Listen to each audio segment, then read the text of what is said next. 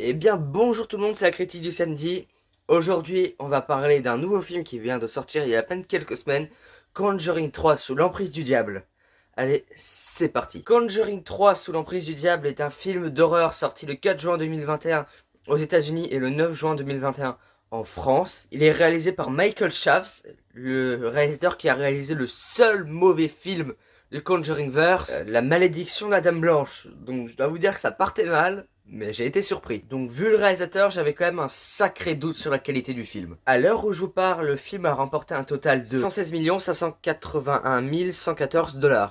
Mais le box-office est encore en train d'augmenter. Bon, vu que le film vient de sortir, je n'ai pas vraiment grand-chose à dire d'autre, donc on va passer directement à ma critique du film. Alors le film était vraiment très bon. Franchement, j'ai vraiment apprécié.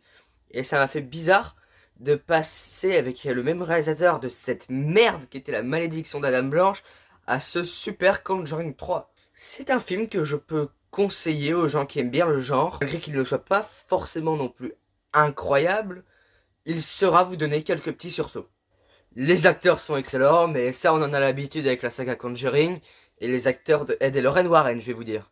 La réalisation n'est pas aussi inspirée et flippante que celle de James Wan, réalisateur des deux premiers Conjuring. Mais en même temps, James Wan c'est James Wan, le mec qui a réalisé le premier saut. Pour moi, rien qu'avec ça, je peux pas tester.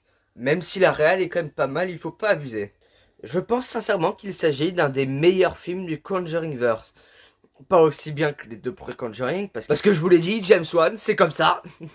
J'ai quand même eu quelques petits moments d'ennui pendant le film, car par exemple, la plupart des scènes de sursaut des screamers sont en général plutôt prévisibles, et donc beaucoup moins flippants que l'étaient la plupart des autres films de la saga.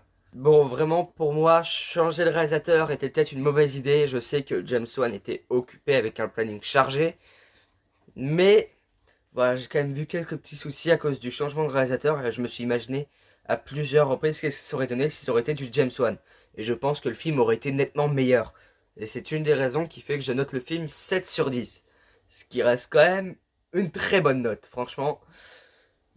Mais voilà, il est en dessous de certains films comme les deux pre-Conjuring ou La Nonne. Annabelle 2 aussi, qui était vachement bien.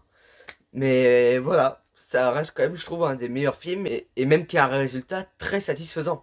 Donc bah voilà, c'est la fin de cette vidéo. J'espère qu'elle vous a plu. Si oui, n'hésitez pas à mettre un pouce bleu, à vous abonner, à partager, à commenter, à activer la cloche. On se retrouve samedi prochain pour la critique de Saucisse.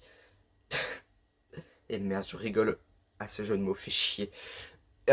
Qui a nettement remonté la saga Saw dans mon estime après une telle bouse qui était Saw 5. D'ailleurs, ça me fait encore rire parce qu'il y a un des réalisateurs de la saga s'appelle Darren Boozman. Tuez-moi au final. Allez, à samedi prochain.